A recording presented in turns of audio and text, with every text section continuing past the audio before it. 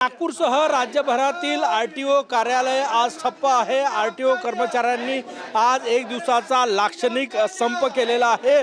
त्यामुळे वाहन नोंदणी, परवाने यासह आरटीओतील सगळे कामं जे आहे ते ठप्प आहे। प्रशासकीय पदांना पदोन्नती मिळावी, परिवहन सहाय्यक नामबदल आणि 50 कर्मचाऱ्यांचं जे पदोन्नत करण्यात आलं त्यांना पुन्हा पदोन्नती मिळावी या प्रमुख मागणीसाठी हे आंदोलन करण्यात येत आहे। नागपुरातील आरटीओचे तीनही कार्यालय ठप्प आहे। त्यामुळे लायसन्स रिन्युअल असो किंवा इतर जे सगळे कामं आहे ते ठप्प आहे।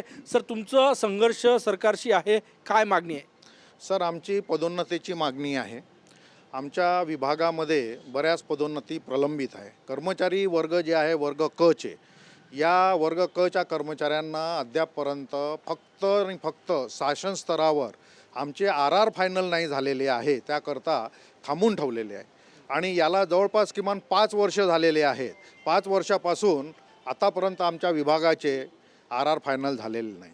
मुख्यमंत्र्यांच्या 100 दिवसाच्या कार्यक्रमामध्ये प्रत्येक विभागाचे आर फायनल करण्यासाठी सूचना होत्या, परंतु परिवहन विभागाच्या अजूनपर्यंत आर फायनल झालेले नाही। त्यामुळे आमच्या पदोन्नती अजूनही प्रलंबित आहे। हा राज्यभर संप आहे आजचा आमचा राज्यभर संप आहे। सरकारशी संघर्ष आहे। सर्वसामान्य लोकांना आता शाळेचं शैक्षणिक सत्र सुरू होत आहे, लायसन्स काढायचे आहे, सगळे कामं ठप्प आहे, लोकांना मनस्ताप होतोय।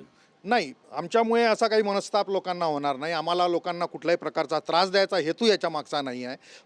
फक्त आम्ही एवढ्या वर्षापासून या विभागाला सेवा देऊन राहिलेलो आहे। त्यामुळे आम्ही आमची मागणी जी आहे ती रास्त दराने शासनाकडे सादर केलेली आहे। नक्कीच आपण बघू शकतो या ठिकाणी नागपुरात 3 आरटीओची कार्यालय आहे आणि तिन्ही ठिकाणी कार्यालय जे आहे ते ठप्प आहे। सगळे कामं आरटीओचे आणि फक्त नागपूरच नाही तर संपूर्ण महाराष्ट्रामध्ये आज लाक्षणिक संप आहे।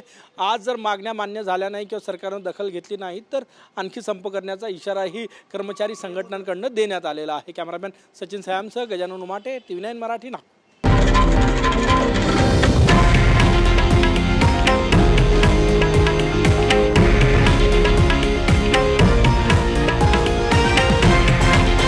हे आहे देशातील नंबर 1 न्यूज नेटवर्क आणि आपण पाहत आहात TV9 मराठी, एकमेव।